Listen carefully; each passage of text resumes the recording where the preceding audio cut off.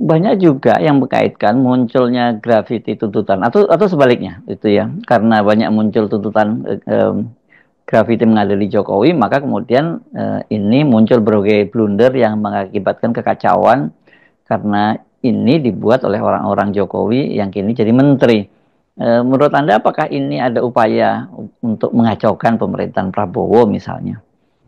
Dalam momen kegelisahan politik semacam ini, ketidakpastian arah, maka yang bermain adalah para buzzer tuh yang mulai mengedit-edit video lama lalu ditempel-tempelkan, sama seperti pada saya masih sampai hari ini pagi siang ini wartawan yang bertanya apa betul Pak Rocky mengucapkan bajingan tolol pada Pak Prabowo. Hal yang sudah berkali-kali diterangkan bahwa itu ada potongan video yang kemudian diedit oleh para buzzer yang akhirnya diketahui bahwa itu ada upaya justru untuk memprovokasi keadaan. Tapi saya mau terangkan terus-menerus bahwa kita akan hidup di dalam perkelahian isu kalau tidak ada kepastian arah tuh. Jadi para buzzer pasti masih akan seolah-olah membenturkan saya dengan Pak Prabowo. Itu nggak ada gunanya, sebab ketika saya menemukan sesuatu yang secara rasional kurang pada pemerintahan, maka pasti saya kritik. Tetapi kalau wartawan bertanya apakah Rocky Gerung menyebut Prabowo bajingan tolol, saya bilang iya,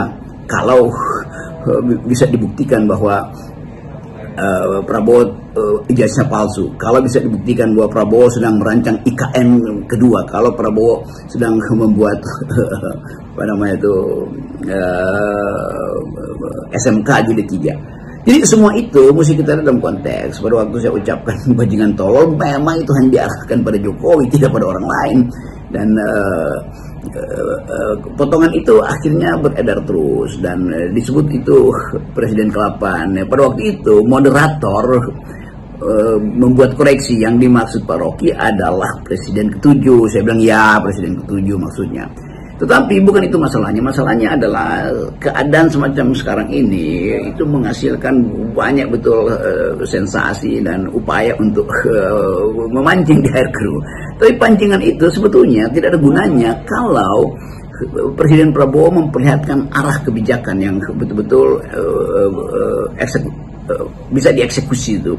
Jadi semua janji pemberantasan korupsi harusnya dimulai dengan meninjau dari awal apa sebetulnya yang diinginkan rakyat. Rakyat menginginkan ada upaya untuk memperlebar petisi bahwa Jokowi harus diadili, dan petisi itu tumbuh secara digital atau bahkan secara fisik, kita lihat ditempel di mana-mana. Kan itu penanda bahwa ada yang nggak benar di dalam atau bukan yang benar, ada yang tetap digantung di dalam benak publik, yaitu meminta pertanggungjawaban Presiden Jokowi.